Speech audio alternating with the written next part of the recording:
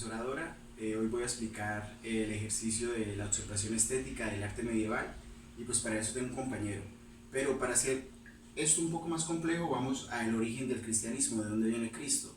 Y nos vamos a situar en una época antes de los griegos, 4000 años atrás, 5000 años atrás, antes, cuando empezó el origen de las civilizaciones. Para eso voy a citar al historiador que se llama William Durant, que él cita en un libro lo que pasaba en esa época. En la época donde se formaron las grandes civilizaciones estaban los imperios egipcio, persa y el asirio, pero en la región de Judea, de donde nacen los judíos, que provenientemente nace el cristianismo, había muchas tribus, muchos pueblos que se mataban entre ellos, se mataban entre ellos. Y hubo una religión que fue los judíos que sacaron los 10 mandamientos y eso pudo hacer posible de que ellos sobrevivieran ante la catástrofe que había del matazón, de matazón, de matazón. Acá pues él cita los pueblos que estaban alrededor de los judíos, que eran los filisteos, los asirios, los persas, los sirimeos, los cilicios, capadocios, amoritas, amonios, etc. Que es como para referenciar la Biblia en la época atrás. Y pues ellos hicieron su religión y todo, y fue la única que duró hasta que los invadió el imperio de Babilonia. Después que los invadió el imperio de Babilonia, pues el Éxodo, los profetas, Eclesiastés, todo lo escribieron y los volvieron a invadir. ¿Quiénes lo invadieron? Los romanos. Lo invadieron los romanos. Y ellos, cansados de tanto flagelo, estaban esperando dentro de su creencia a un Mesías, a un Dios. Pero este Dios tenía que ser guerrero, un Dios que acabara con el imperio. Pero vaya sorpresa, ¿qué pasó? Llegó la figura de una persona humilde que no era guerrera, pero sabía leer. Y leyendo, le dijo a toda su religión de que el verdadero origen de todas las religiones es amarse los unos a los otros. Y esta persona, Cristo, que era judía, era descendiente de David, un propio judío, empezó a revolucionar la religión. Antes de él habían pasado muchos judíos, pero este señor, con el mensaje de amor y de paz, logró captar masas hasta el punto que los mismos judíos lo mataron. ¿Y por qué lo mataron? Pues porque iba a reorganizar toda una estructura de poder que no les convenía. Entonces, cuando lo mataron dentro del imperio romano. El imperio romano lo mató. Así que después de que mataron a Cristo, empezó una persecución de cristianos, a matar a cristianos, y empezaron las guerras con los cristianos, hasta que los judíos invadidos por los romanos en el año 311 entran en paz. ¿Y por qué entran en paz? Porque este señor, Constantino, adopta el cristianismo, y al él adoptar el cristianismo, pues todos lo adoptan. Y bueno, él dijo, listo, entonces si el cristianismo va a ser la religión oficial, vamos a estructurarlo. Y se estructuró en el 314, en el Conceso de Nicea, con judíos, párrocos, empresarios, y de ahí pues estructuraron lo que es la Biblia. Y algo muy importante, y ya entrando en materia lo que es la estética del arte, ellos quitaron al Cristo que había en el corazón de cada uno de las personas que lo vio y de las personas que profesaban su religión, y lo decidieron colocar en una iglesia, ¿sí? Pero entonces los antiguos templos eran templos donde habían esculturas y eran templos muy pequeños donde solo estaba la escultura del dios, Zeus, Poseidón, todos los dioses antiguos. Así que ellos optaron los templos, pero usaron las salas reales, que eran conocidas como basílicas en la época.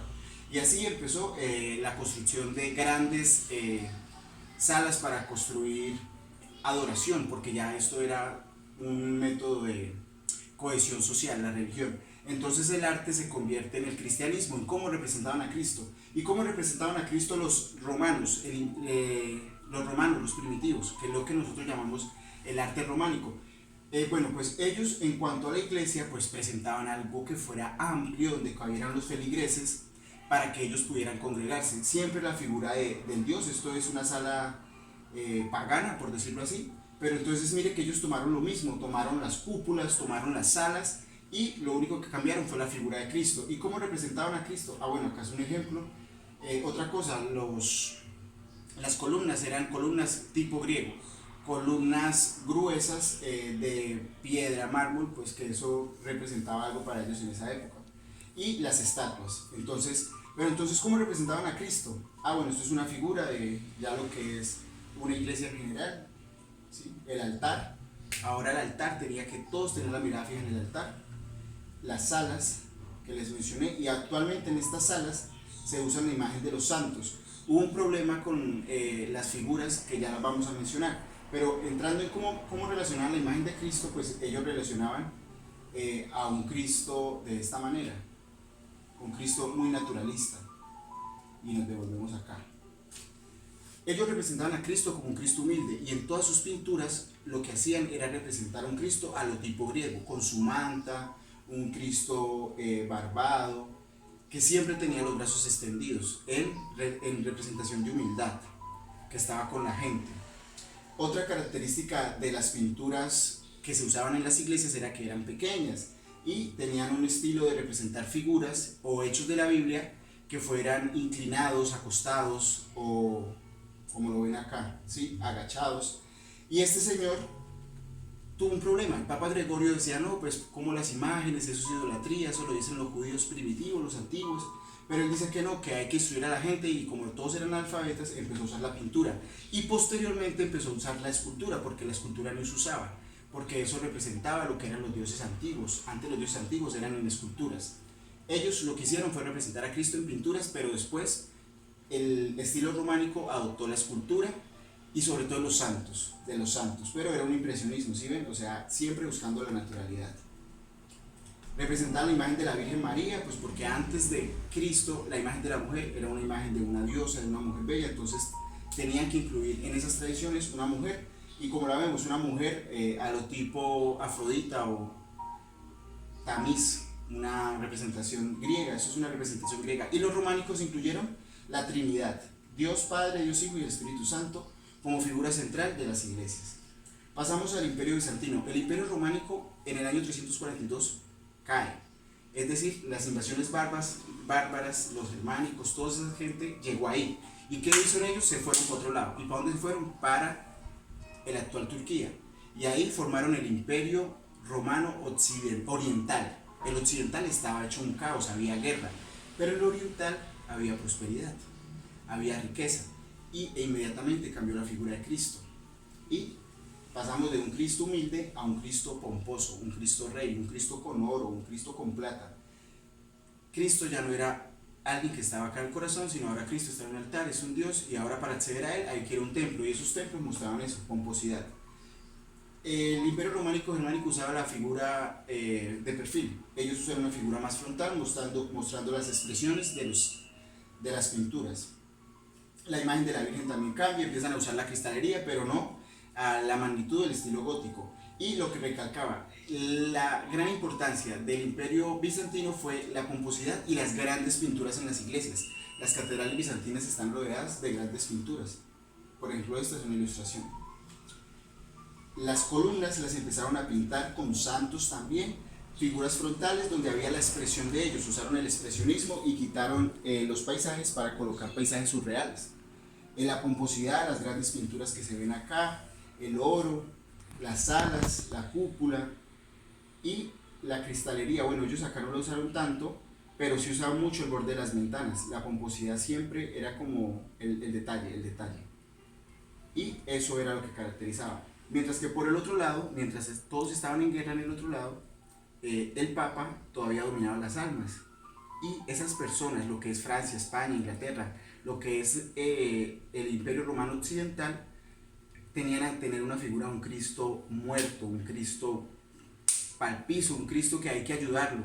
Y por eso empezaron a adoptar estas figuras. Tomaron la idea de los cuadros, posteriormente, el estilo románico, de los cuadros representando los santos o las épocas de Jesús, el Vía Crucis y la cristalería. También viene del arte románico primitivo y las columnas, y bueno, ahí lo dejamos. Posteriormente llega el estilo gótico. El estilo gótico es cuando ya empieza una etapa donde la burguesía empieza el ascenso de la industria, del comercio. Entonces hay gente que tiene plata y la gente, para salvar sus almas, le mete plata a la iglesia. Ellos empiezan a usar la cristalería, empiezan a usar un poco lo que era ese estilo románico tardío, que era oscuro. Empezaron a usar eso, la oscuridad, y que fueran los cristales los que reflejaran como santidad. La figura del castillo la tomaron del Imperio Románico Germánico tardío, pues porque antes la casa de Dios era una fortaleza, y ellos la tomaron, y por eso pues actualmente vemos la Catedral de Barcelona que se está construyendo, que es como la máxima expresión del estilo gótico. Luego llegó el Renacimiento, la conquista de América, y cambió el orden social.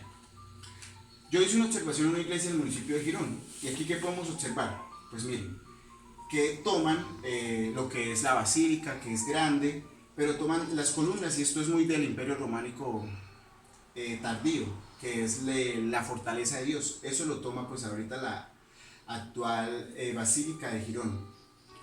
Bueno, es una basílica donde asiste gente, y las torres, esto es del Imperio Románico occidental, tardío y primitivo.